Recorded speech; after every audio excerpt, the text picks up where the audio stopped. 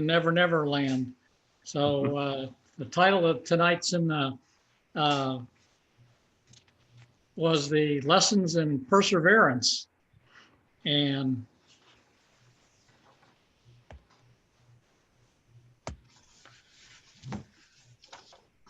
well, here it is. Okay.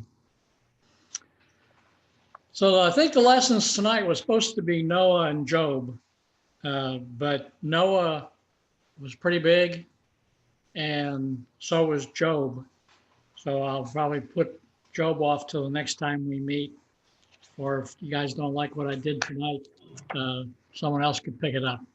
But these are some famous artworks I found from the 1400s uh, of depictions of Noah with his sacrifice after the flood receded, and of Job. So this whole thing starts off with Noah did hard labor for 120 years, and that was building the ark.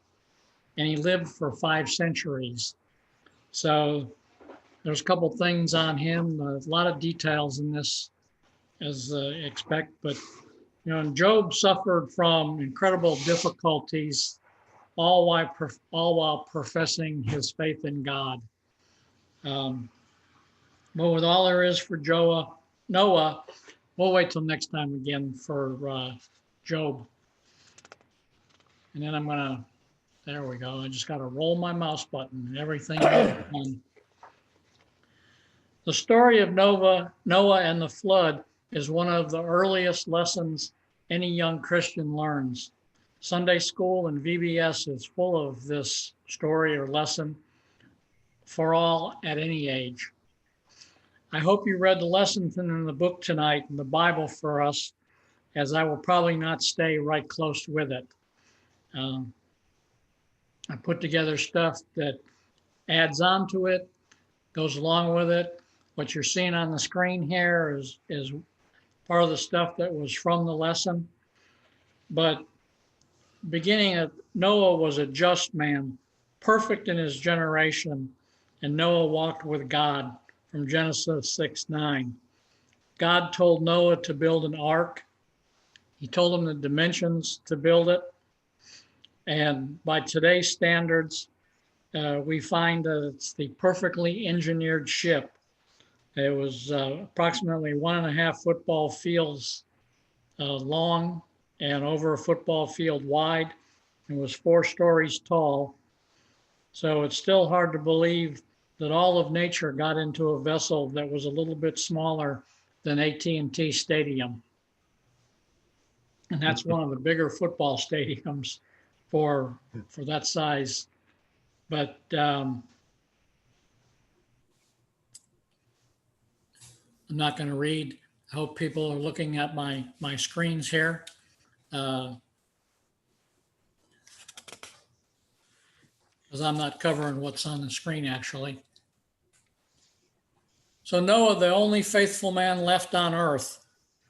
Noah was just 10 generations removed from Adam. It's a little bit hard to believe that from Adam and Eve to Noah was that just 10 generations. But earlier in Genesis, in chapter 5, his father Lamech predicted that Noah's faith was going to save mankind for God. Additionally, Noah is mentioned in the Hebrew Bible, in the first book of the Chronicles, in the book of Tobit, Wisdom, and many I can't pronounce. He's also mentioned in the Gospels of Matthew and Luke, the epistles to the Hebrews, in 1 Peter and 2 Peter. He's probably really one of the most mentioned men in the Bible, throughout the Bible. His stories brought up repeatedly. So Noah was the subject of much elaboration in the literature of later Abrahamic religions, including the Quran. We're going to get into a little bit more on this later. But everybody knows that he was faithful to God, and he toiled for a long time to build his ark, and that most of the people scorned him or laughed at him about what he was doing, probably until it was way too late and there was nothing that they could do.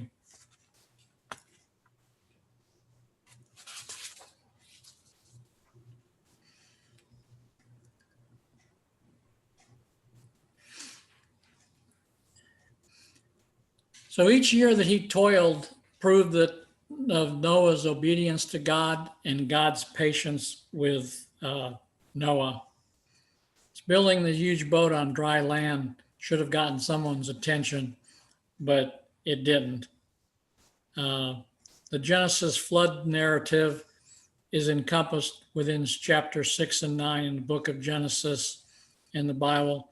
The narrative is one of many flood stories and or myths found in human culture, indicating that God intended to return the earth to its pre-creation state of a watery chaos by flooding the earth because of humanity's misdeeds, and then remake it using the microcosm of Noah's Ark. Thus, this flood is no ordinary overflow, but a reversal of creation for, I don't know what else to say, reversal of creation. The narrative of the lesson discusses the evil of mankind that moved God to destroy the world by the way of the flood, the preparation of the ark for certain animals, Noah and his family, and God's guarantee that's since become known as the Noahic covenant for the continued existence of life under the promise that he would never send another flood.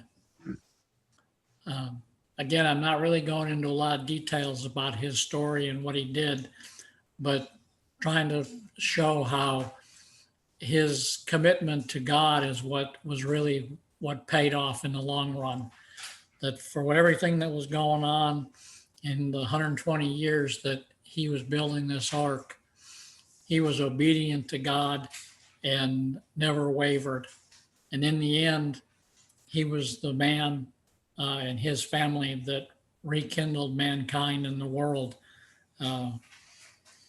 Whether it has ever needed a flood type thing again, that's someone else's opinion, but it was God's way of starting all over. Gene, did you say this was 5 generations after Adam, or what was that number?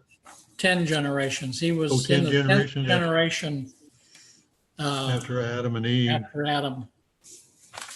So I would not think that it was a long time before man lost his way and stopped believing in God. Take a little conversation about that now. No one knows what the population of the world was back then, but you got to believe that for God to do this, that Adam was the only person left on earth that believed in God. So things must have been pretty bad in the world to get to that point. And maybe that is one of the things that this would never happen again, because there's more than one person today that believes in God and listens to God and follows God. So that was what I picked up as the purpose for Noah and the flood, was basically mankind being lost from God, and he couldn't figure out how to get his people back to him. And again, this is all well before any of the Jewish faith starts to develop and materialize on earth. So I picked up these things, 9 things to know about the story of Noah. It's a chiastic parallelism is where a story starts with a person, steps through the person and things, reverses itself, and ends up back with that person again. And so this chiastic parallelism. It starts with Noah, goes on to Shem, Ham, and Japheth.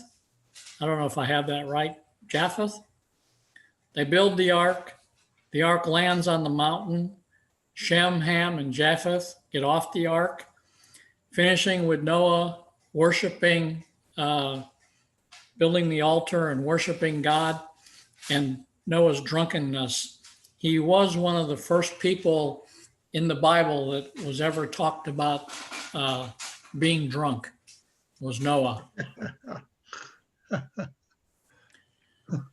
So, I mean, I think everybody's heard Bill Cosby talk about Noah and cubits, but a cubit is about 18 inches, and they figured the dimensions that were given for the cubit of that's 1,518 cubic feet. My people are over the top of me, so cubic feet.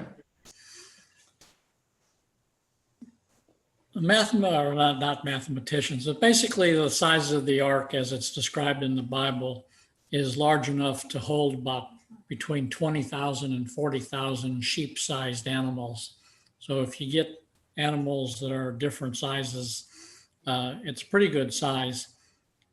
That's a lot of animals to have with you. And luckily it was probably God that was really controlling them and not Noah and his family. I found this rather interesting because you've heard the parts of the story, whereas the rain stopped and the water started to recede, that Noah sent out birds to find out about the land and the direction. So one of the things I found that was pretty interesting, that ravens are a bird that fly straight for land. In ancient times, sailors used ravens to follow them towards the land. When they thought they were close enough, they'd release them. That bird would go up in the air and it would take off, and that's how they found land, by following the ravens. A dove has a limited ability to fly. So if land's not found real soon, they return back to the ship where they can rest and start off again. If they find land, they're not coming back. And there are passages in the Bible about Noah, how he sent a raven and it went straight away. And then the dove came back, and then he sent the dove a week later, 7 days later, and the dove didn't come back. So they knew that the water was going down and there was land in the area. Don't have much to add to number 4 of the things about the story of Noah, but Noah and everyone, all the animals, were on the ark for 370 days. And we think being cooped up at home for 9 months of a pandemic is rough. And I guess nobody picks that up, huh? Gene, I had one thought. After 370 days, can you imagine what the bottom of the ark was like? Yeah, probably a lot of good fertilizer. A lot of strange smells.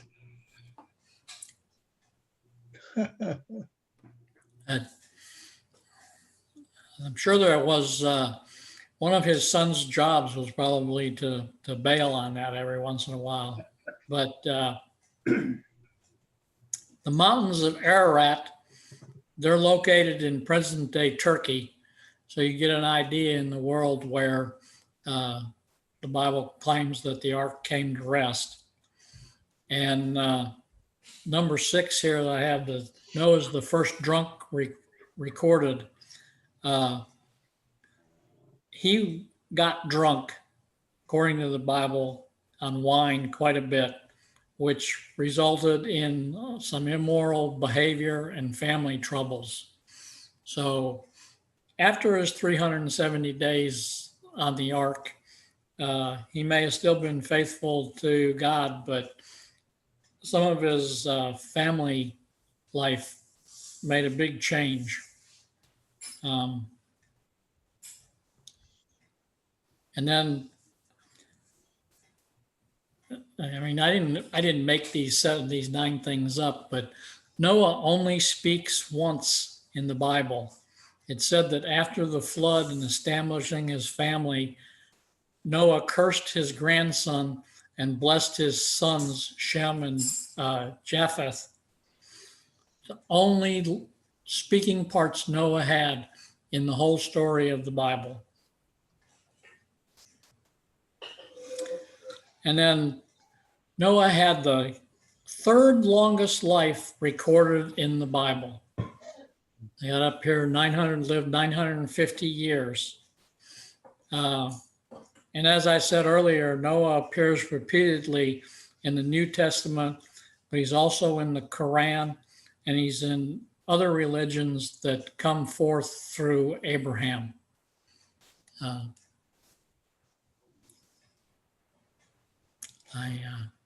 Yeah, not just a figure in Genesis. Any other comments of those 9 things about Noah or the story of Noah?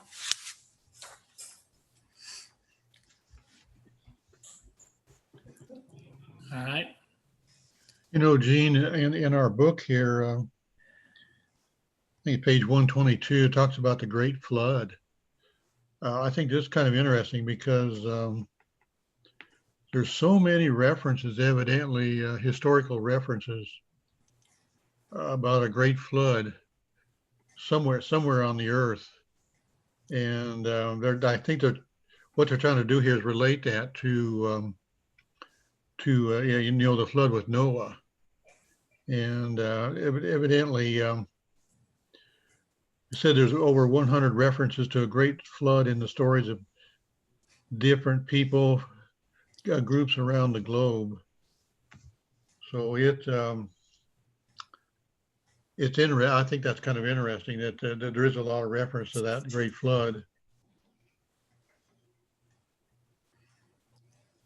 So that's a slide that I have up here now. It talks about the 100 plus earth flood stories from around the globe.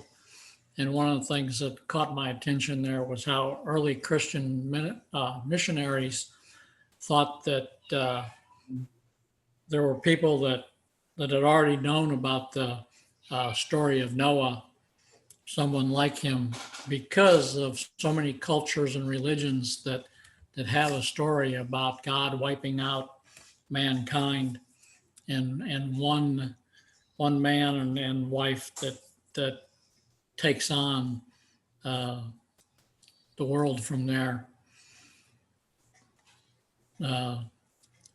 So you take stories that come from Abraham to the Quran, and this has Na.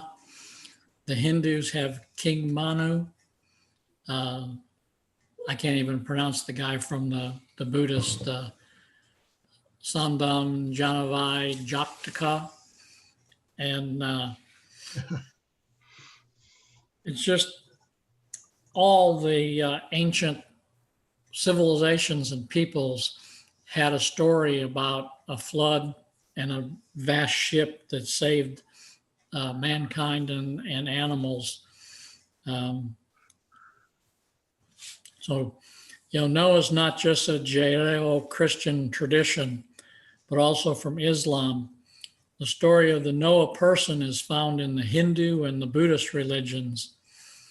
Then we will continue the flood myths and stories from the representative of the 5 continents. Mm-hmm. Ancient Mesopotamia had a story of a flood and saving. Ancient Egypt.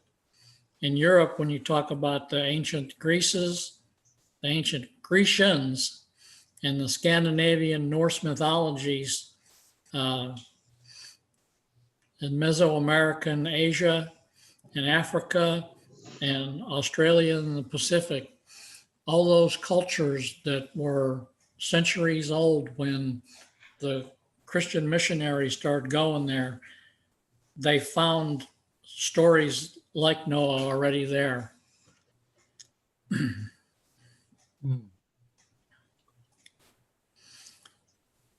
in Islam, the story of Noah, it differs from the others that were saved while his wife and son were not.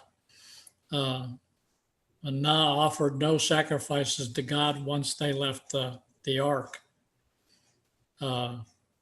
King Manu in the Hindu,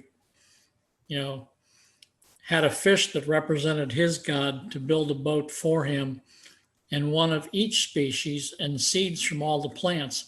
I didn't understand that because the Hindus say it was only one of each species that brought forth those species after the flood. But he only had 7 days to get it all together. The Hindus worked a lot quicker than Noah did.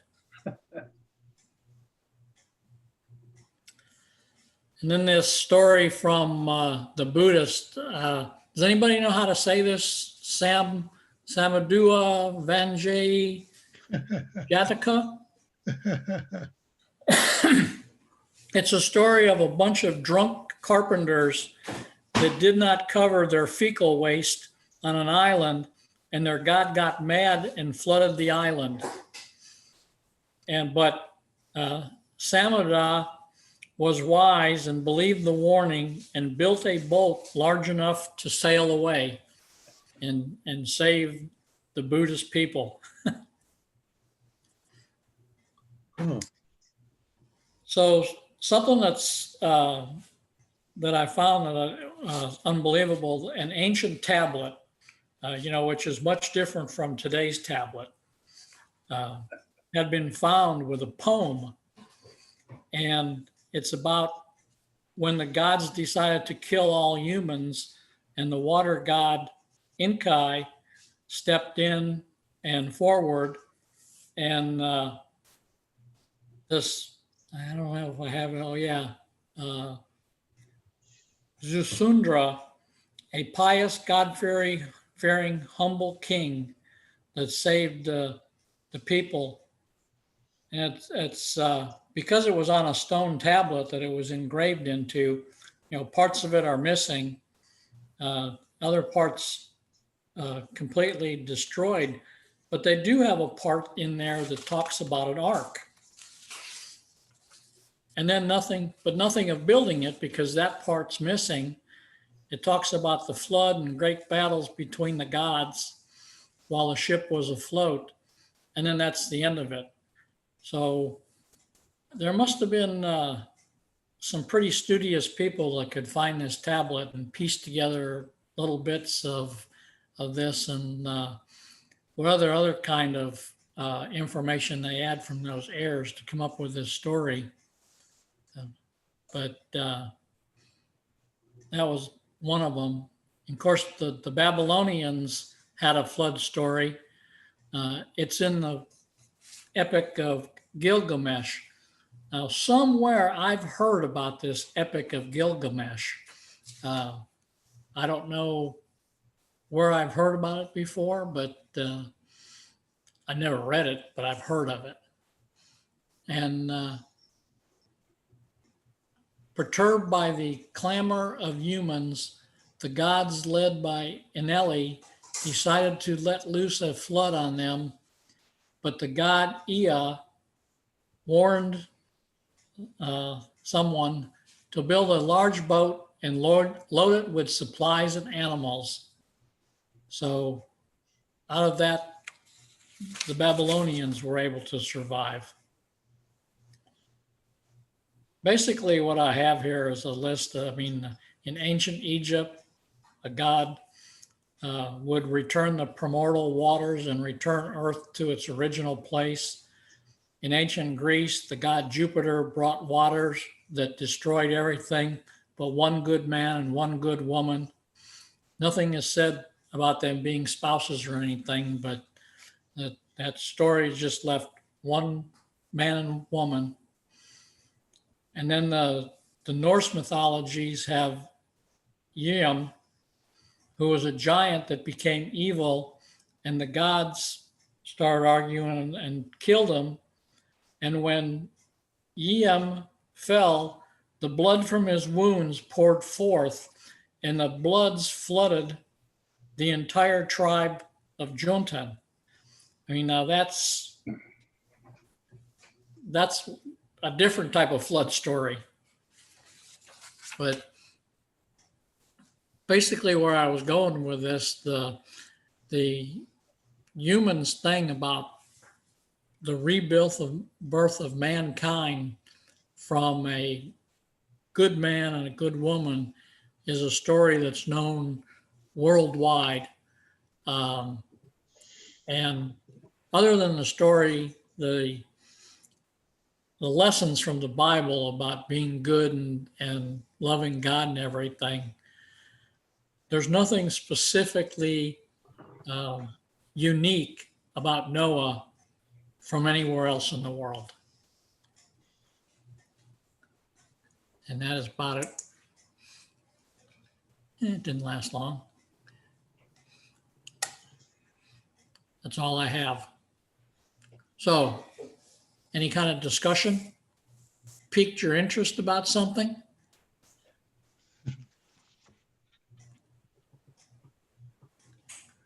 Come on, Mr. Tucker. I know you're waiting to say something. Well, I think you did a great job of showing that this is just one of the legends that's available throughout the world.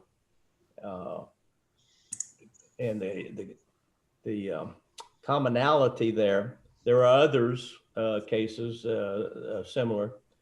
Now Gilgamesh was a thesis or story about basically morality as well as life and that.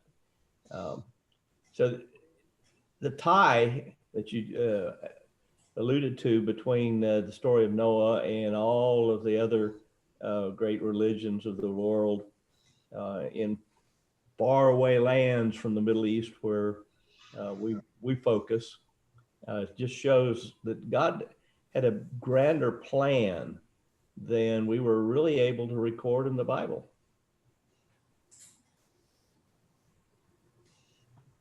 So I think you did a good job of opening us up to the breadth of God's real impact on this planet and our universe. Good job. Have a lot of different viewpoints of their God or gods. Of course, over the years, I think through Noah and Abrahamic traditions like to rely on one God, but the meaning behind it was all the same. Well, in Jewish folklore, the reason that God thought the people on earth were so sinful actually had to do with the fact that many of his angels came to earth and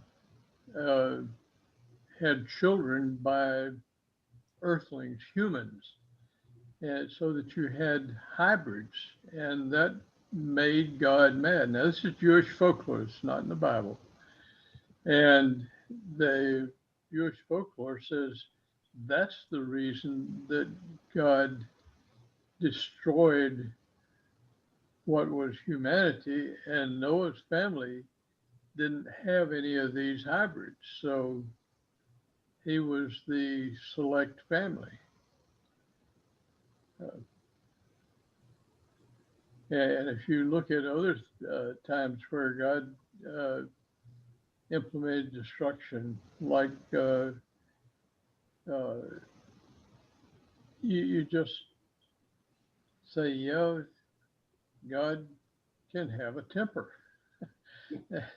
It makes him, and I don't know if that's something we as humans ascribe to God because we want to think we can understand him better, but we often ascribe human emotions to God.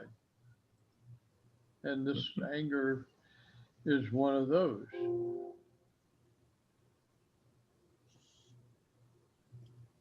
And we evolved with that into the forgiving God, but there will be a punishment, and you will be forgiven, but you will receive your punishment also.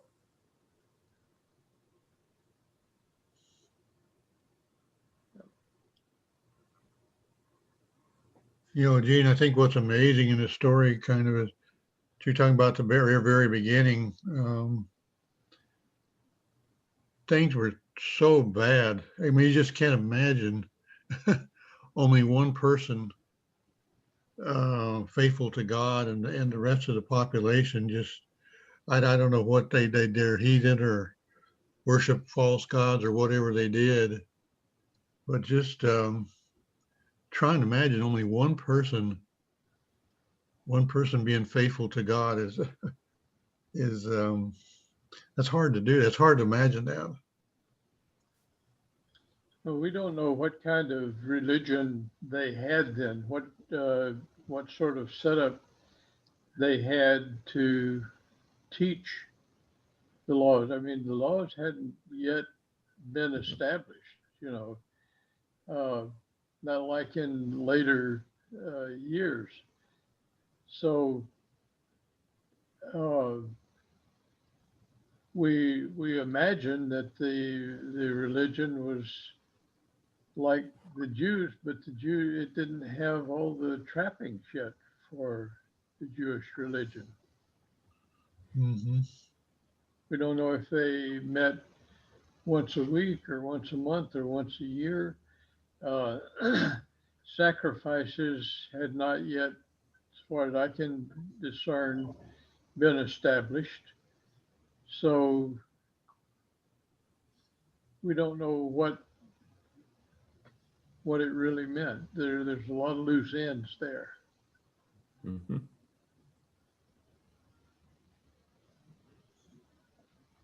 One argument that I've come across continually is, did it flood the whole earth, or was it just a local flood?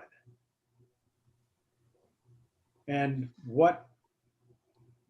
how were if the earth was flooded for so long, how were there a vegetation that survived?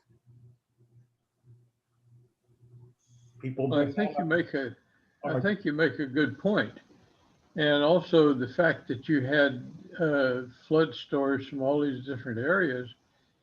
Maybe God did flood the earth, but localities, I don't know. And if you remember Mount St. Helens, that destroyed all those thousands of acres and left nothing. And a year later, if you came back, there was vegetation growing. Mm-hmm. Oh, Yeah. wasn't the earth flat back then though?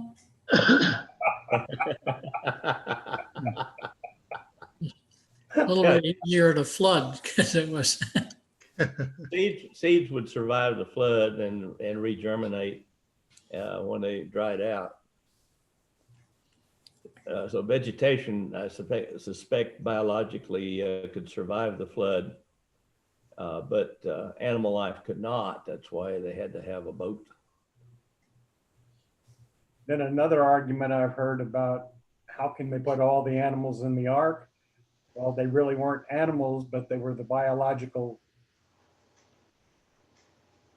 The gene pool Yeah. for the animals, yeah. And of course, there's the old joke about why didn't Noah take care of the mosquitoes when he had a chance?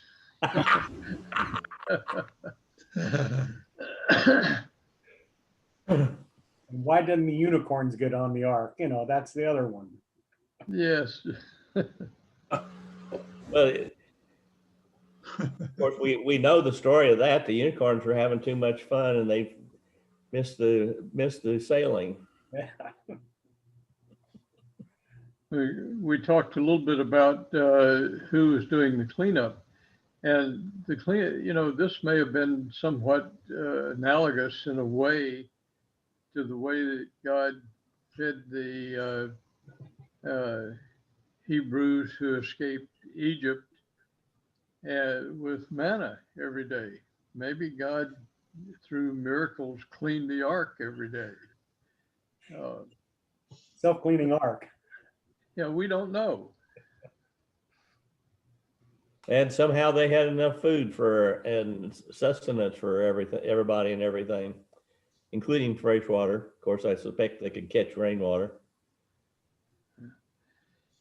Well, maybe when they got on the ark, God put them in suspended animation, like we've done in science fiction to fly to distant stars, you know. We're all in hibernation. Yeah. You know, how come the lion didn't eat the deer? Yeah. How'd they keep them separate?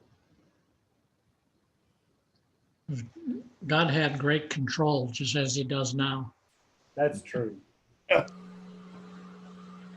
Something about the sacrifices, the very last things that when the flood receded and Noah got off, the first thing he did was build an altar and sacrifice burnt animals to the God. And that, but the view of basically no view of God by men back then that would cause the flood or lead to the flood, to the beginning of man again, and what would lead to the Hebrews and the worship of Yahweh and God. And then the changes that occurred with Christ and how we believe God. To me, there's a big difference in how man wrote down their belief in God over the centuries to what we now believe God to be our friend and supporter and that kind of deity versus the strike you dead as soon as you do something wrong. That's kind of the difference between the New Testament and Old Testament, isn't it? Right, big differences there. And you consider that all of this history was verbal for centuries before writing was ever invented. So hopefully they observe the same oral traditions that we see in Native Americans and other cultures to maintain the purity of the stories, since they're being relayed person to person.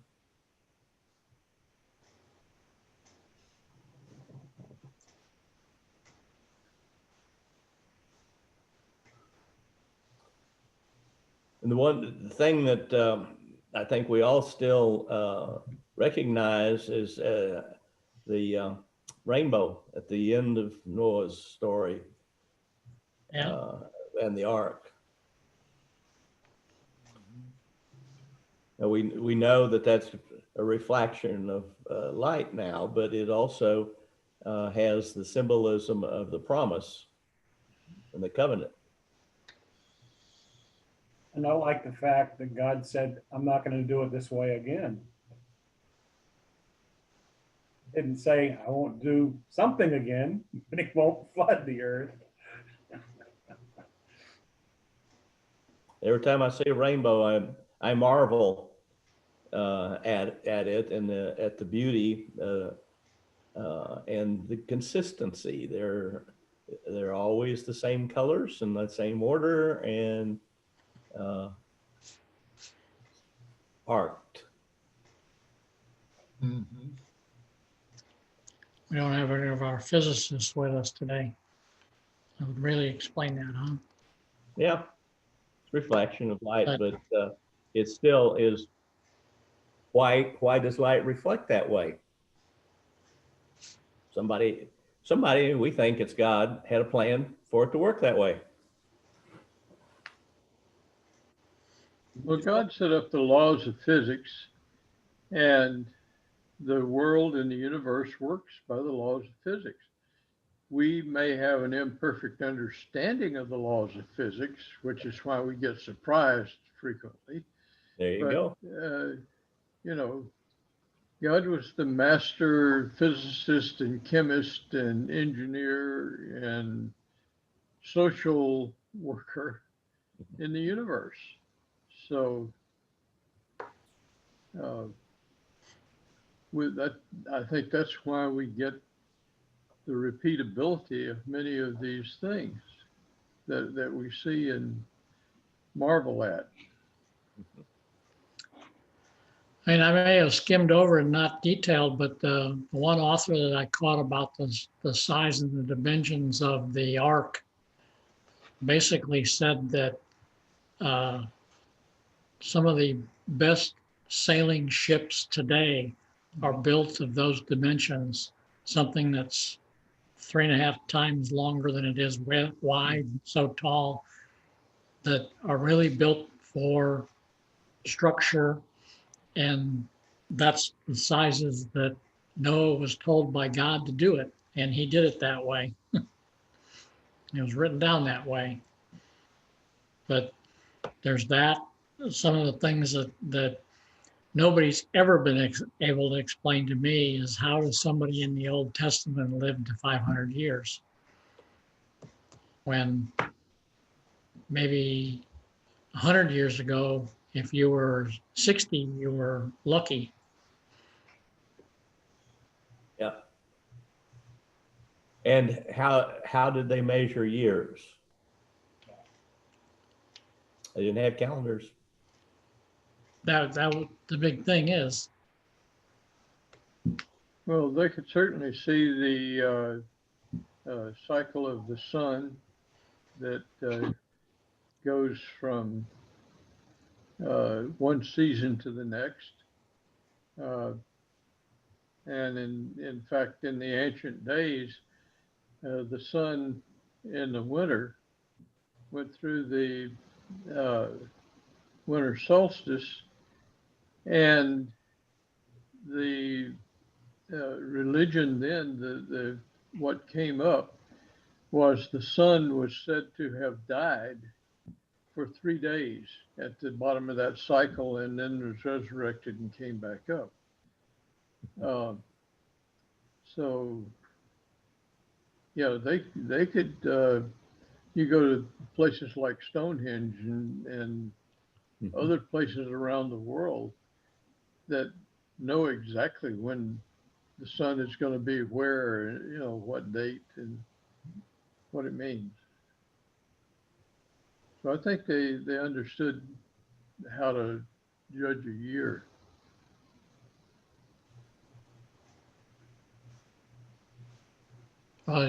You're still talking what would be an ancient scientific time, maybe not Noah's days, and just 10 generations.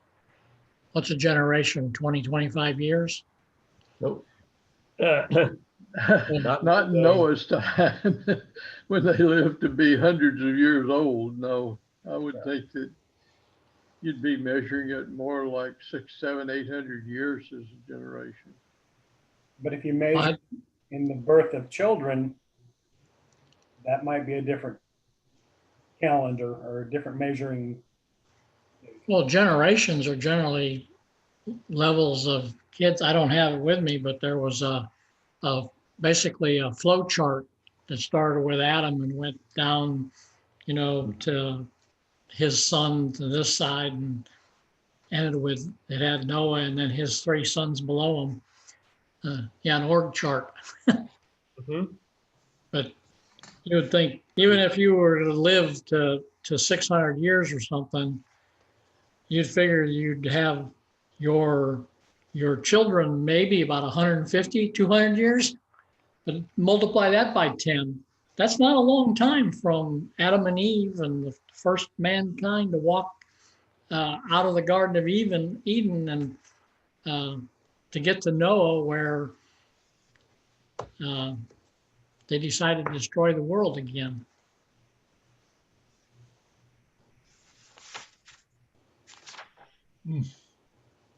Got anything for us, John? No, not really. I think I have that flow chart you were talking of. I don't think it can be read here, but I was just looking at the, beginning with Adam and his 3 sons, Cain, Abel, and Seth, and Noah came from Seth. And There's no indication on here, though, on years or generation, well, it's generations are evident, but on how old Noah was or any of the people on this flow chart. Yeah. You just I think think we're about trying to presuppose how God measures years, and we're doing it with a human mind. That's my thought process. How the ark was cleaned and where the food came from, we're never going to know. We just have to have some faith that all of this did happen in some manner or means. Dwayne made a comment, and I've done some reading on this, and there's one theory that someone's thrown out there that the ark really didn't have any animals. It simply had pellets of DNA for every animal on Earth. And I'm asking myself, how did they draw the DNA from these animals? So, Well, yeah, one of the questions that would come up is, were the animals all from within 200 miles of where the ark was? Or did they really reach out and grab animals from the North American continent or the Asian or Pacific Islands? I mean, this is what to me leads me to think that there were multiple floods locally. And maybe the only area that God wanted to wipe out was right around where Noah lived at the time too. There's so many possibilities that we will never know, and maybe we were never meant to know. the question that I've often wondered about in these stories is if these floods were worldwide, where did all the water come from all of a sudden? I mean, to add 10 feet of water over the entire surface of the earth, it had to come from somewhere. Localized floods make more, again, using a human thought process, make more sense to the story. But the amount of water is on the earth is fixed, or rather well fixed. One of the flaws with the localized floods is the length of time that the water stayed up. If it was just over one continent, then the water would have quickly flowed off towards another continent and wouldn't stayed up for 300 days. So they had to have a massive amount of water. More likely, land may have actually succeeded down into the valleys of the ocean and allowed the ocean to be at that height. In other words, the Great Rains did a lot of erosion.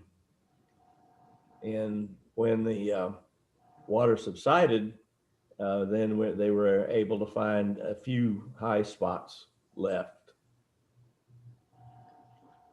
I don't remember where I heard it, but I had heard that before the Great Flood, there were no rains, that water came up out of the ground to water crops and provide water for people and so forth. And that the rains for the Great Flood were the first rains. And I don't remember where I heard that, but I do remember having heard it. I also heard a concept of a mantle of ice surrounding the earth. And because of it, daylight was not, the sky was not blue, it was pink. And that in some place in the Bible, and I don't know where, but this story I heard too long ago, was that the heavens sang. And they say, the scientists studied the idea of an ice shell around the earth that would, the that would put out a musical note because of the structure of it. And then when the flood came, all that water was released out of God released it out of the shell of surrounding the earth. And that's where a lot of the water came from. That, and also it came up from the deep, from inside the earth. And then there's more stories that go along with this, is why he lived to be so old was the oxygen content of the air was completely different because of this shell. And they have proof of metal objects that were made pre-flood time that cannot be made today because of the oxygen content in the air. A lot of stories, a lot of scientific research has been done by Christians, not by just plain scientists, but these are Christian scientists that have tried to understand how all this came about. So it's kind of interesting to follow through on some of these concepts that we don't always hear. Mm-hmm. Looking at the mechanics of creation in evolution. So the scientific explanations do not, in my opinion, contradict God. They simply are explanations of how God chose to work. Some of this has come out of the creations, I can't remember the name of the place, down in Glen Rose.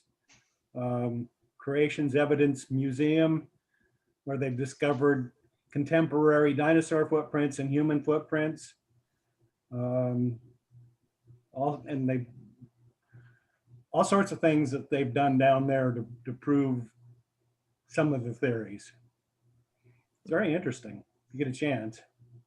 Yeah, We the know comment you from- made about melting ice, that would account for additional water, if you will. I got a book on that someplace many years ago, so I don't know. The scientists down there, they were going to build a container to bring it back to what the earth conditions were like before the flood, and try to see how plants grew and time frames and things. It was really interesting. Good luck. Say, well, What is it, a bathysphere? Is that what they call it? Don't know. Well, there is archaeological evidence that shows that there were times in the life of the earth that oxygen content was as much as 30% around the earth, which today would be catastrophic for us. So we're at the amount of oxygen we need in today's life that we have. But you get into all kinds of things where you had millennia of temperatures that ranged in the hundreds of degrees and even close to 1,000 degrees. So the Earth's past has really been quite different from today. Well, am I on? I don't know. Yeah, okay. You're on. So now that the discussion's been going on and everything, I'm going to, one of the things especially that I like about the disciples of Christ is our ability to interpret the Bible and not be forced to be a literist. Okay, and if you took the story of Noah literally, you'd have more questions than we ever came up with tonight. But for me, if I can get, oh, there it is. I'm going to go back to my first screen and share that. And there it is, lessons in perseverance. And the story that I get from Noah is when you persevere and believe in God, you will be saved. End of discussion.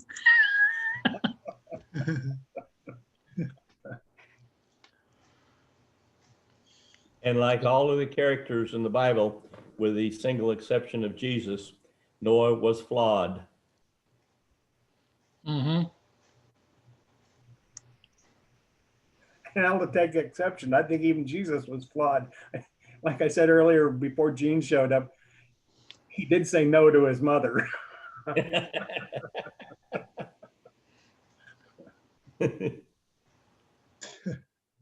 I want to know where he got all that wine at. He could get drunk and everything. I didn't know they knew how to make wine back then. He I said want he to Figured that out. planted his vineyards. know where he got all the wood. Oh. The lumber work that just went into the ark is tremendous. Well, you hear about the cedars of Lebanon, and Lebanon back in those days was a very forested land. You go there now and it's like desert pretty much, and scrubs. But the columns in Solomon's temple came from the cedars of Lebanon. Huge, tall, strong trees. And they're not there anymore. It's almost like the Sahara rainforest. You know, after Paul Bunyan got through with it, it became the Sahara Desert.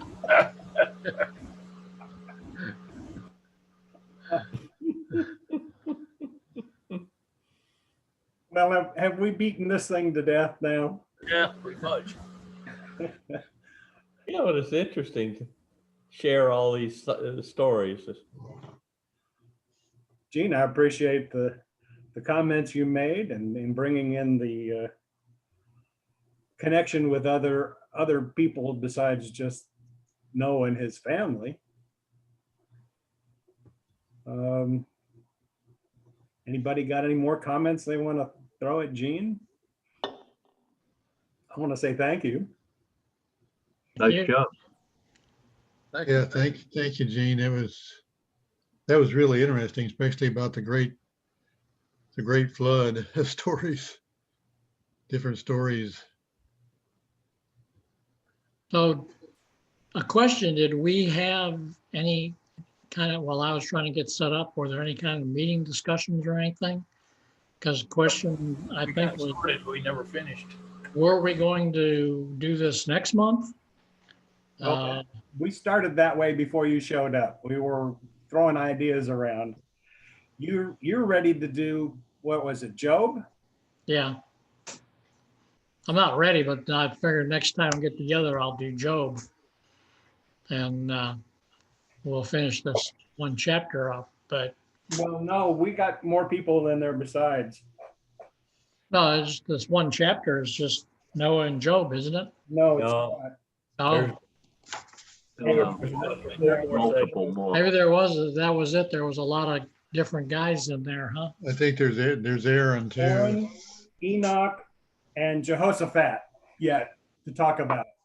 Oh, So Job's easy to say, so. Job's probably next, then we may be able to do the other three in one sitting. Yeah. Yeah. Job would be real interesting. I'd like to hear hear more about that one. That's an interesting story. Well, it sounds Kind like of depressing, isn't it? it sounds like we kind of voted on it. We'd like to hear Job next month, as opposed to Okay, well, that's the third Thursday? yeah, Whatever, we have that set up, and I saw the emails from Dee that, yeah, it's the 17th of December.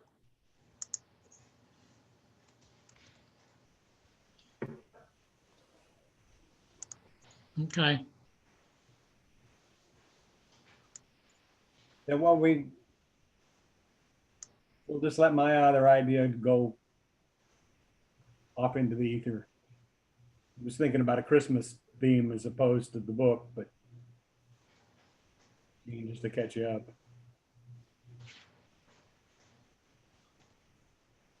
we'll have an awful lot of Christmas by then too. Yeah.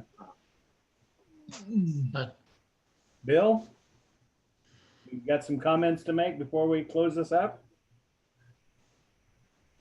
He didn't, not really, Dwayne. I don't know what, as far as anything new, I don't believe we really, everything's still on hold pretty much.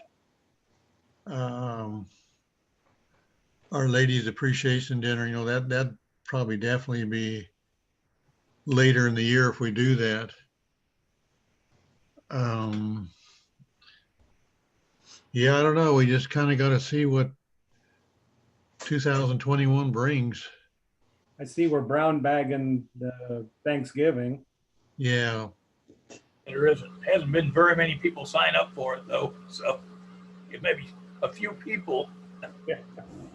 not the highest on my list, but I am going to enjoy Thanksgiving on the campsite with my wife. And I wish everyone a happy Thanksgiving and being able to Zoom with your relatives and We're having one guest in, that's all. I don't, COVID doesn't spread through cyberspace. Oh, that'd be horrible. Yeah. We got enough viruses in the cyberspace. We don't need a new one.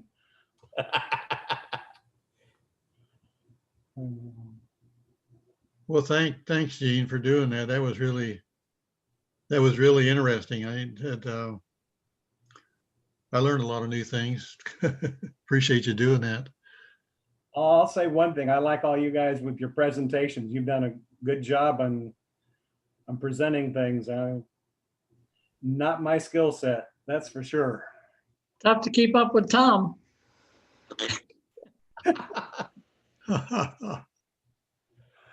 Oh, Bill, why don't you close up if you would? Yeah, let's have a little prayer. Dear God, our Father in heaven, we just come to you. We're so grateful. So many good things in our lives, God. And we just thank you for this Bible study, learning about Noah, a lot more about Noah and what a wonderful God-loving person he was. We just pray that you would be with all of our families and our church and protect all of us, dear God, over this holiday and bring us back again next month for another meeting. And we just thank you for everything you've given to us in the name of Jesus. Amen. Amen. Amen. Guys, you take care. Happy Thanksgiving to everybody. Everybody have a good Thanksgiving. Yeah. Happy Thanksgiving. Pass it on to your families for us. Yeah.